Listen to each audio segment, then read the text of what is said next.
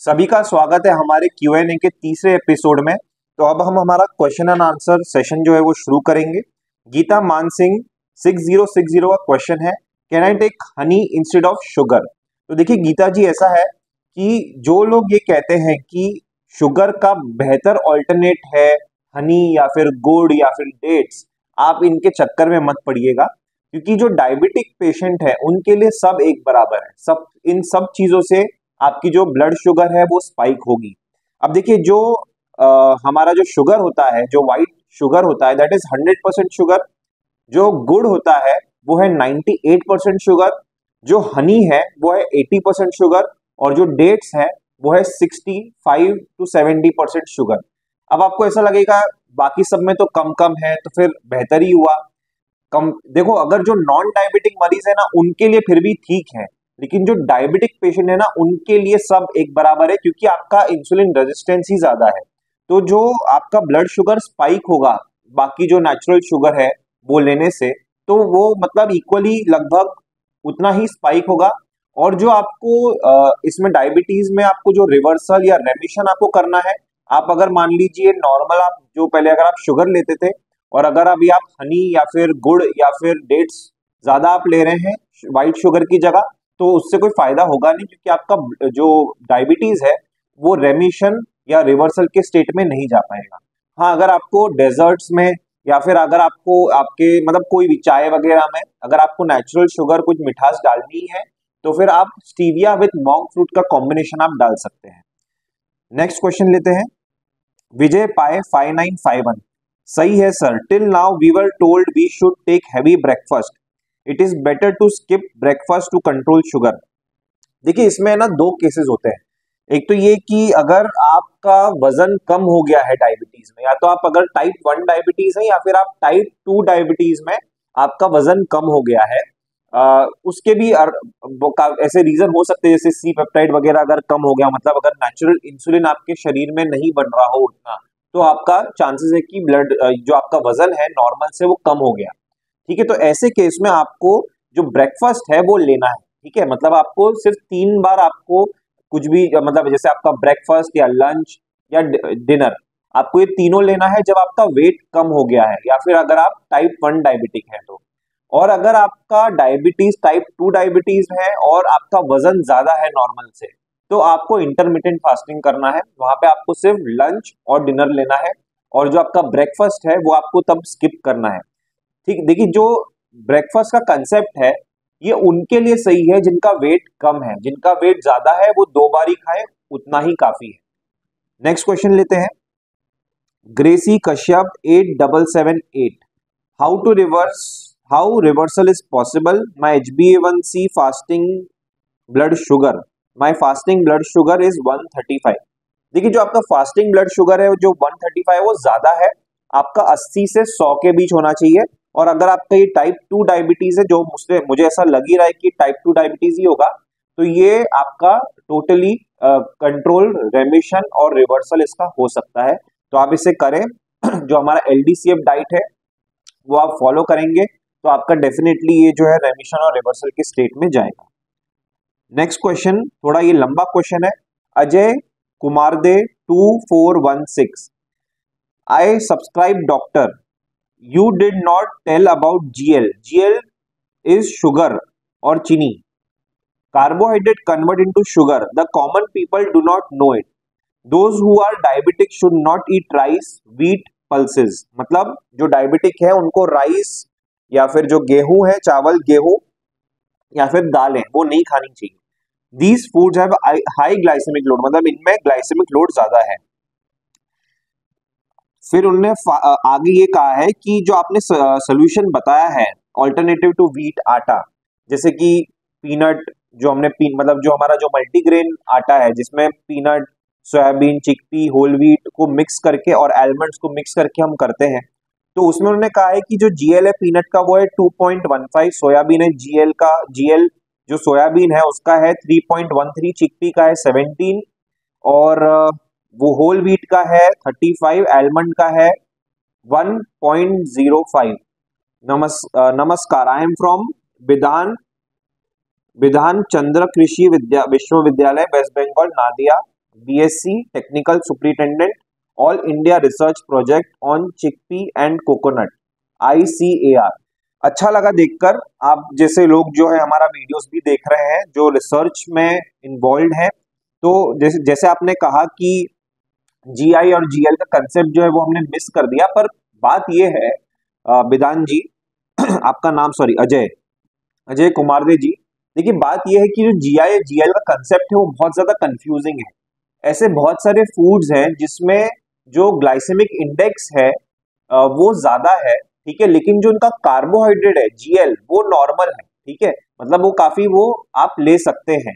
तो और उनका जो कार्बोहाइड्रेट परसेंटेज है वो कम है, पर 100 ग्राम अगर देखें तो मान लीजिए 5 है या 10 है या उसके नीचे है, लेकिन उनका जो ग्लाइसेमिक इंडेक्स है वो 70-75 है, ठीक है। पर बात यह है कि अगर हमने ये चीज ऑब्जर्व करें कि ऐसे जो ग्लाइसेमिक इंडेक्स इसका ज्यादा है, लेकिन नेट कार्ब आफ्टर फाइबर को भी हटाकर जो अगर उसका नेट कार्ब कम है तो उसमें ब्लड शुगर उतनी स्पाइक नहीं होती है, ब्लड शुगर बहुत फास्ट स्पाइक होकर नीचे तुरंत गिर जाती है, ठीक है। तो ऐसे में आपकी ब्लड शुगर उतनी स्पाइक होगी नहीं, आपका इंसुलिन रेजिस्टेंस में ज्यादा कुछ फर्क होगा नहीं, इनफैक्ट वो मतलब वो इम्प्रूव ही होगा, आपका जो इंसुलिन की सेंसिटिविटी है वो इम्प्रूव ही होगी। तो आपने जैसे कहा है कि जो हमने आटे का भी कॉम्बिनेशन दिया है मल्टीग्रेन में, तो ये हमने जो देखा हुआ है जो आटे का कॉम्बिनेशन है GL और GI को छोड़कर जो नेट कार्ब है उस बेसिस पे हमने दिया है। इवन जो जैसे हमारा जो कीटो आटा आता है, डॉक्टर एरेंस का जो कीटो आटा आता है वो भी जो है एलमंड और pumpkin seed, flax seed in चीजों से बना हुआ है। तो इन सब में हमने हमारा जो कंसेप्ट है वो GI और GL को लेकर नहीं होता, वो नेट कार्ब को लेकर होता है। अब बहुत सारे ऐसे डाइटिशियंस हैं, बहुत सारी ऐसी कंपनीज हैं जो अपने मरीजों को, अपने क्लाइंट्स को GI और GL में उलझा के रखती हैं, और उनका जो मेन एजेंडा है वो यही है कि आप हमेशा और हमेशा उन पे डिपेंडेंट रहे आपके डाइट चार्ट के लिए, ठीक है। तो बेसिकली जो इसमें कैसा है कि आपका जो लाइफ है और ज्यादा कॉम्प्लिकेटेड हो जाता है। पहले एक का कार्बोहाइड्रेट निकालो, फिर उसका GI निकालो, फिर GL निकालो, ठीक है। तो ये हर एक मतलब ये बहुत ज्यादा कॉम्प्लिकेटेड हो जाता है। तो ये GI GL उनके लिए अच्छा है जो रिसर्च के फील्ड में, जो फूड में एक पर्टिकुलर रिसर्च कर रहे हैं, उनके लिए ये अच्छा है। लेकिन एक आम आदमी के लिए, एक लेमैन के लिए जिसको अपने डायबिटीज का रेमिशन और रिवर्सल करना है, उनके लिए सिर्फ नेट कार्ब का कंसेप्ट उनको मालूम होना चाहिए कि अगर भाई इसमें कार्ब अगर ज्यादा है तो ये नहीं लेना है, अगर जिसमें कार्ब कम है वो सेफली ले सकते हैं। और अभी हम लोग रिसेंटली इस चीज पे भी वर्कआउट कर रहे हैं कि हम एक चार्ट बनाए लगभग 300 या 400 डिशेस का या फूड आइटम्स का, और उसको हम लोग LDCF डाइट के हिसाब से उसको हम कैटेगराइज करेंगे कि मतलब इसमें कार्बोहाइड्रेट लेवल्स जो है कितने हर एक फूड आइटम में, और उसको रेड येलो ग्रीन के कैटेगरी में हम लोग उसको डिवाइड करेंगे। तो जल्दी वो चार्ट भी आपको अवेलेबल हो जाएगा। तो नेक्स्ट क्वेश्चन लेते हैं विवेक माझी, YH5RY।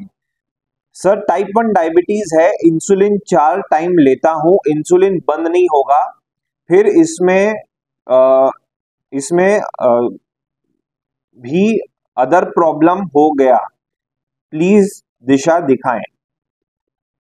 तो देखिए ऐसा है विवेक जी, टाइप 1 डायबिटीज में डेफिनेटली आप जो LDCF डाइट है, जैसे हम लोग लेस देन 100 ग्राम कार्बोहाइड्रेट की बात करते हैं, तो ऑब्वियसली आप उतना कम कार्ब नहीं कर सकते क्योंकि आपको टाइप 1 डायबिटीज है और आप इंसुलिन पर भी हैं, तो आप अपना इंसुलिन लगाएं, ठीक है। लेकिन जो कार्बोहाइड्रेट है, जो अभी आप मान लीजिए अगर 250 या 300 ग्राम या 400 ग्राम ले रहे हैं, उसको कम करते हुए उसको 150 से 150 ग्राम पर ले जाएं, ठीक है, और अपना जो इंसुलिन है वो लगाते रहें। देखिए जितना आप कार्बोहाइड्रेट ले रहे हैं उतना ही आपको इंसुलिन की जरूरत पड़नी चाहिए, ठीक है। और इसमें आपको ये इस चीज का भी बैलेंस रखना है कि आपका वेट कम ना हो जाए। इसीलिए मैं आपसे ये कह रहा हूं कि आप जो कार्बोहाइड्रेट जो कार्बोहाइड्रेट का आप पर डे आप जितना लेवल लेंगे, उसका जितना ग्राम लेंगे, तो वो आप 100 ग्राम के नीचे नहीं लेंगे, आप 125 से 150 ग्राम के हिसाब से लेंगे। उसके बाद इनका नेक्स्ट क्वेश्चन है, सर इट्स नॉट पॉसिबल कि मैं 1 साल से ट्राई कर रही हूं, सभी डाइट कर लिया, डॉक्टर का मेडिसिन भी लिया, पर जल्दी HbA1c कम नहीं होता, ये झूठ है। नहीं देखिए ऐसा है, ये जो इन्होंने कमेंट किया है ये वन ऑफ द हमारे जो टेस्टिमोनियल है उस पे किया है। तो देखिए कैसा है कि अगर आप डाइट को सही ढंग से फॉलो करेंगे, देखिए बहुत मार्केट में बहुत ऐसा मिसकंसेप्शन है, बहुत सारे डाइटिशियंस जो है बोलते हैं कॉम्प्लेक्स कार्बोहाइड्रेट लीजिए। देखिए हम भी यहाँ पर देखते हैं जो जो डाइटिशियंस प्रॉपर पढ़कर आते हैं ना, वो भी गलत गलत सलाह दे रहे हैं, ठीक है, क्योंकि उनको पढ़ाया भी गलत गया है। तो आपने जो ये जो कहा है कि आपका HbA1c जल्दी कम नहीं होता है, तो आपने हो सकता है कि जो प्रॉपर एक डायबिटीज को जो डायबिटीज रिलेटेड जो डाइट है वो आपने सही ढंग से अभी तक फॉलो नहीं किया हो। क्योंकि कैसा है, बहुत सारे डाइटिशियन बोलते हैं अच्छा आप कॉम्प्लेक्स कार्ब्स लीजिए, आप होल व्हीट ले सकते हैं, आप होल ग्रेन्स ले सकते हैं, ठीक है, और चावल भी ऐड कर देते हैं। तो इससे क्या होगा कि आपका जो जो रिजल्ट है वो कहीं ना कहीं रुकता है, और इसलिए आपको शायद विश्वास नहीं हो रहा कि भाई ये ऐसे कैसे हो रहा है कि ये इनका 36 किलो कम हो गया है सिर्फ 7 महीने में, और इनका डायबिटीज जो है वो रेमिशन में आ गया है। तो आपको शायद इस चीज का विश्वास नहीं हो रहा, पर अगर आप हमारा जो डाइट ये करेंगे, ठीक है, तो अगर आप ये डाइट प्रॉपर करेंगे तो आपको पूरा विश्वास हो जाएगा कि कितना किस लेवल का रिजल्ट्स आ रहा है। नेक्स्ट क्वेश्चन लेते हैं रोनित बी रॉय। इनका क्वेश्चन है, sir as a doctor why don't you do a service to mankind by providing complete information without charging. देखिए कैसा है, बहुत लोग ऐसे मतलब कहते हैं कि भाई आप बिना चार्ज के दे दो। कई बार जब हमारे पास इंक्वायरीज भी आती हैं वो कहते हैं कि नहीं नहीं हम तो यूट्यूब पे देख लिया है। पर बात ये होती है ना कि ये जितने भी फ्री वाले चीजें हैं इसका ज्यादा लोग वैल्यू करते नहीं, क्योंकि वो फ्री में है। आप अगर देखेंगे, आपने अगर कोई प्रोग्राम ज्वाइन किया है, ठीक है, आपने उसके लिए पेमेंट किया है, तो आप उसको जितना सीरियसली उसको फॉलो करेंगे, आप फ्री में उसको फॉलो नहीं करेंगे, क्योंकि आपको उसकी वैल्यू ही नहीं होगी। ठीक है, तो एक तो ये, दूसरा ये कि YouTube पर जो फ्री में अवेलेबल है वो काफी कुछ बिखरा हुआ है, ठीक है। तो हम जो हमारे प्रोग्राम में देते हैं वो एक प्रॉपर स्टैंडर्ड फॉर्मेट में है। उसका आपको एक प्रॉपर ये है कि लेसन 1 2 3 से लेके पूरा 12 तक लेसन है, साथ में आपको रेसिपी के भी वीडियोस हैं। तो जो आप कह रहे हैं कि फ्री में दें हम लोग, तो वो हो पाना पॉसिबल नहीं है। दूसरा ये भी होता है कि आपको सर्विस देने के लिए जो डाइटिशियंस हैं, जो इंफ्रास्ट्रक्चर हमको लगता है, उसको हमको उसके लिए उसको भी चलाने के लिए हमको मतलब वो चीज फ्री में नहीं हो सकती। डाइटिशियन है वो कोई सोशल सर्विस के लिए तो है नहीं, ठीक है, तो उनको भी सैलरी देनी है, तो सभी के अपने अपने एक्सपेंसेस हैं, इंफ्रास्ट्रक्चर होता है। यहाँ पर हम मुंबई में बैठे तो आपको भी पता ही होगा कि मुंबई में जो ऑफिस स्पेस होता है या फिर जो इवन जो एवरेज सैलरीज होती हैं वो ज्यादा है compare to all of India, ठीक है। तो इसको फ्री में दे पाना पॉसिबल नहीं है। पर मैं आपको एक चीज और कह दूं, यहाँ पर जो हमारे प्रोग्राम्स हैं वो लगभग फ्री जैसे हैं। देखिए हमारा जो प्रोग्राम है डायबिटीज हॉलिडे प्रोग्राम, वो 5,000 15,000 और 25,000 के हैं, ठीक है। अब अगर आप ये देखेंगे कि अगर आप हमेशा डायबिटिक ही बने रहें तो आपका जो एक्सपेंस है, एक तो डायबिटीज बने रहने में आपकी दवाइयां जो चलती हैं वो एक्सपेंस लगभग 1,500 से 2,000 का एक्सपेंस होता है, ठीक है, दवाइयों का ही, सिर्फ डायबिटीज की दवाइयों का।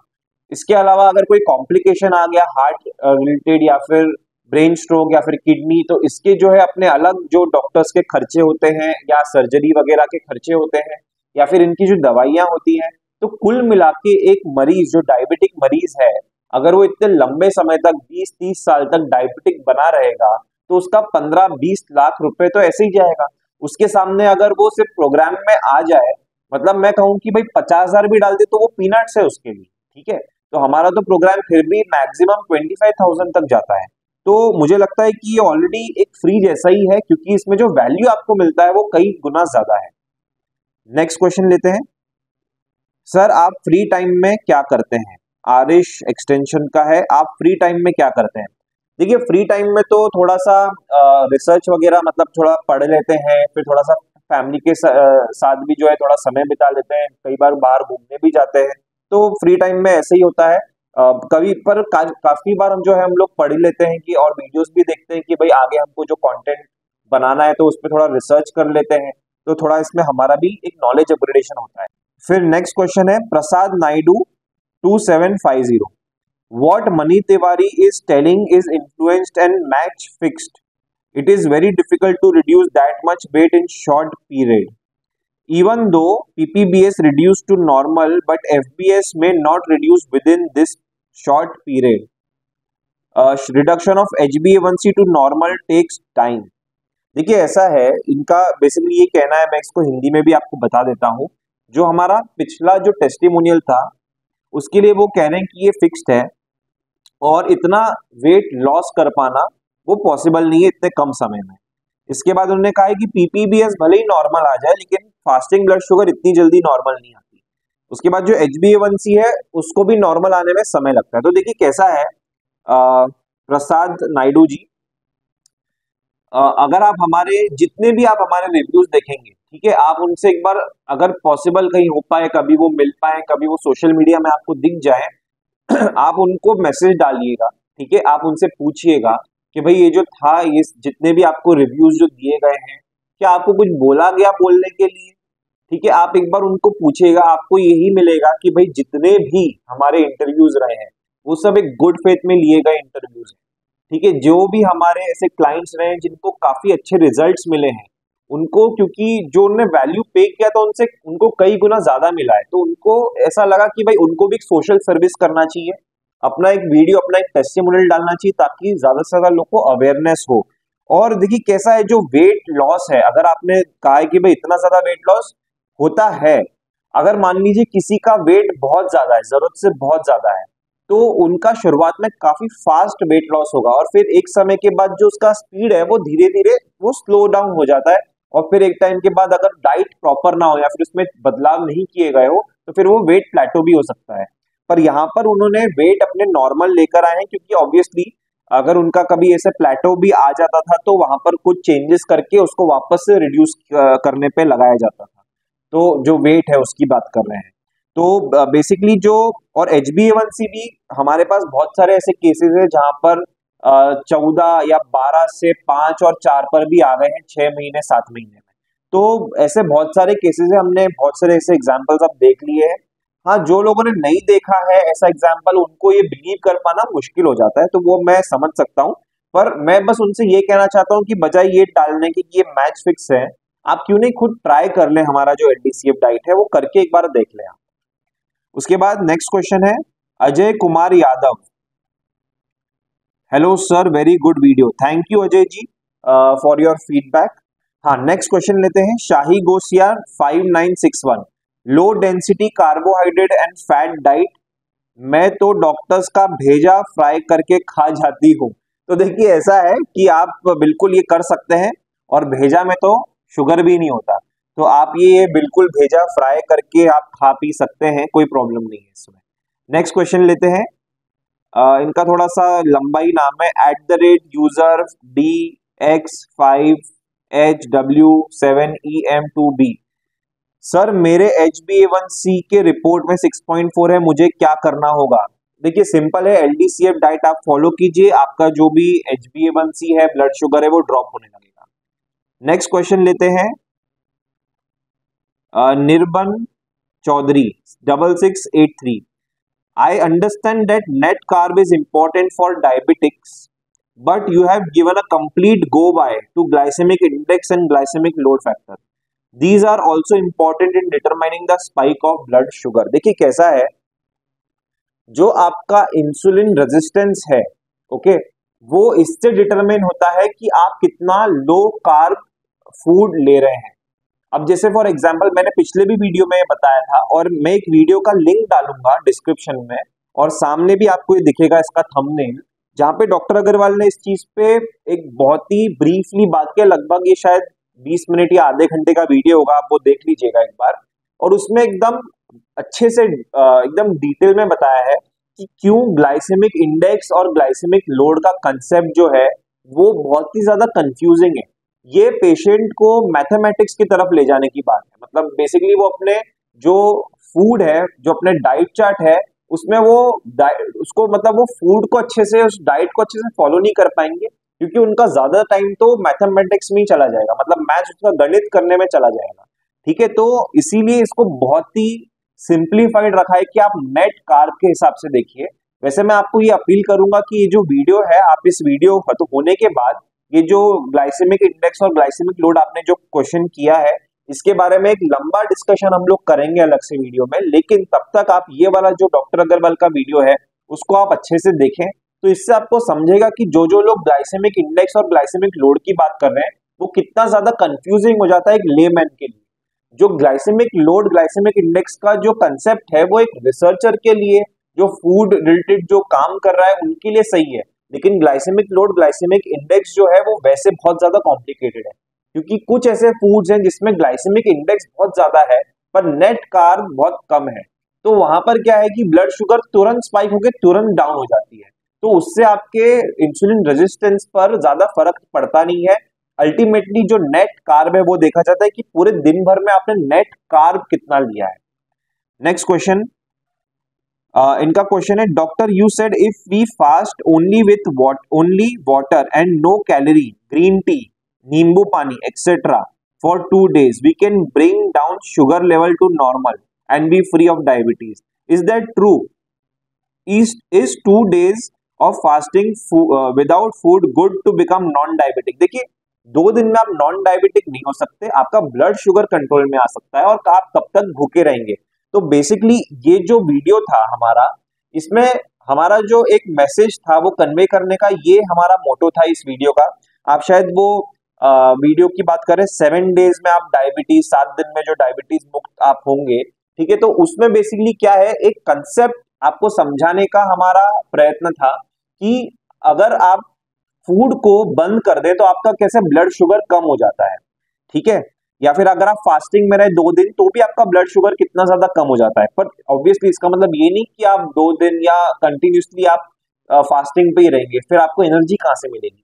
तो बेसिकली जो इसका सस्टेनेबल तरीका वो यही है कि आप LDCF डाइट को फॉलो करें, जिसमें आप 2 बार का खाना, अगर आपका वेट ज्यादा है तो आप 2 बार खाना खाएं लेकिन उसको भी लो कार्ब करें, ठीक है, और अगर आपका वेट कम है तो आप 3 बार खाना खाएं लेकिन उसको लो कार्ब पे रखें, ठीक है, तो आपका एक सस्टेनेबल तरीके से आपका डायबिटीज का रेमिशन और रिवर्सल होगा।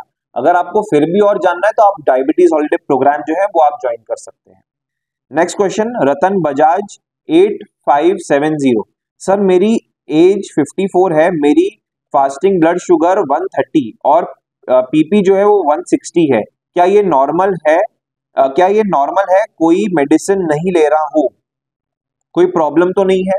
नहीं, देखिए प्रॉब्लम तो है, क्योंकि जो आपका ब्लड शुगर फास्टिंग में 130 है तो 130 ज्यादा है, आपको 80 से 100 के बीच आना है, और जो PP है वो 160 है तो वो भी आपको 140 के नीचे ले जाना है, ठीक है, तो ये अगर आपको करना है तो आप जो LDCF डाइट है अगर आप फॉलो करते हैं तो ये आप सही से कर सकते हैं।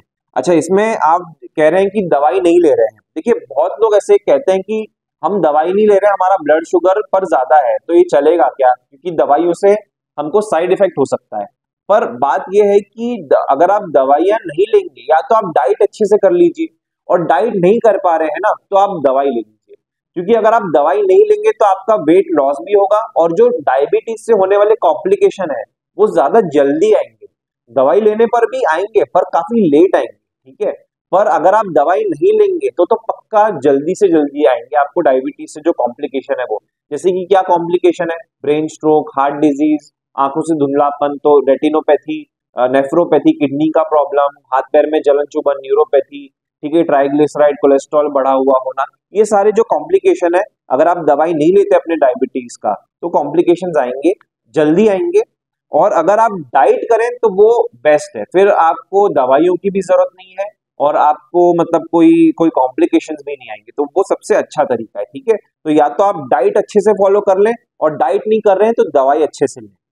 Next question, Smita Sawant 9347, fasting से शुगर लो होगी तो हाइपोग्लाइसेमिया में भी हो सकता है? हाँ, ये हो सकता है, पर बात ये है कि अगर आप जब फास्टिंग करते हैं या फिर आप LDCF डाइट फॉलो करते हैं तो आपको अपना जो दवाइयां हैं उसको भी रीस्केड्यूल करना है। अब ये दवाइयों को कैसे रीस्केड्यूल करना है वो खुद से मत कीजिएगा, हमारे जो डॉक्टर हैं, डॉक्टर अग्रवाल, आप उनसे भी संपर्क कर सकते हैं, मतलब कंसल्टेशन कर सकते हैं, या फिर जो डायबिटीज हॉलिडे प्रोग्राम में जैसे आप आते हैं तो उसमें हम आपको करवा के देते हैं, तो उसमें कोई बात नहीं है। हाइपोग्लाइसेमिया में आप नहीं जाएंगे, देखिए बॉडी का एक नेचुरल स्टेट होता है, वो आपको हाइपोग्लाइसेमिया में जाने नहीं देता अनलेस आप बाहर से कुछ टिंकरिंग ना कर देते हैं। तो अगर आप डाइट फॉलो कर रहे हैं या फास्टिंग कर रहे हैं, इंटरमिटेंट फास्टिंग कर रहे हैं, लेकिन आपने दवाइयां ले ली, तो आपकी ब्लड शुगर तो उतनी नहीं बढ़ी, ठीक है, क्योंकि आप फास्टिंग पे हैं, और आपने दवाई ले ली तो ब्लड शुगर और कम आ गई, तो उससे आपको प्रॉब्लम होगी, ठीक है, उससे चक्कर वगैरह होगी। पर अगर आपने दवाइयां बंद कर दी, तो आपका ब्लड शुगर नॉर्मल रहेगा, आपका बॉडी ही अपने ब्लड शुगर को इतने स्टेट पे रखेगा कि आपका जो मतलब हाइपोग्लाइसेमिया ना हो। नेक्स्ट क्वेश्चन, माता पट, माता पटाओ 9818, what is normal blood sugar in diabetic patient before and after meal for 55 year old male? देखिए, जो आपका नॉर्मल ब्लड शुगर है फास्टिंग में वो है 80 to 100 और पीपी में 140 के नीचे आना चाहिए। अब नेक्स्ट एक क्वेश्चन ले लेते हैं, एक लास्ट क्वेश्चन हम लेंगे आज के वीडियो का।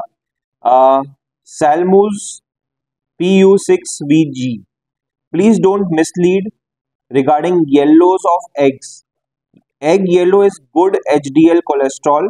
New researchers and FDA recommended 5 eggs daily for diabetics. Need a separate lecture.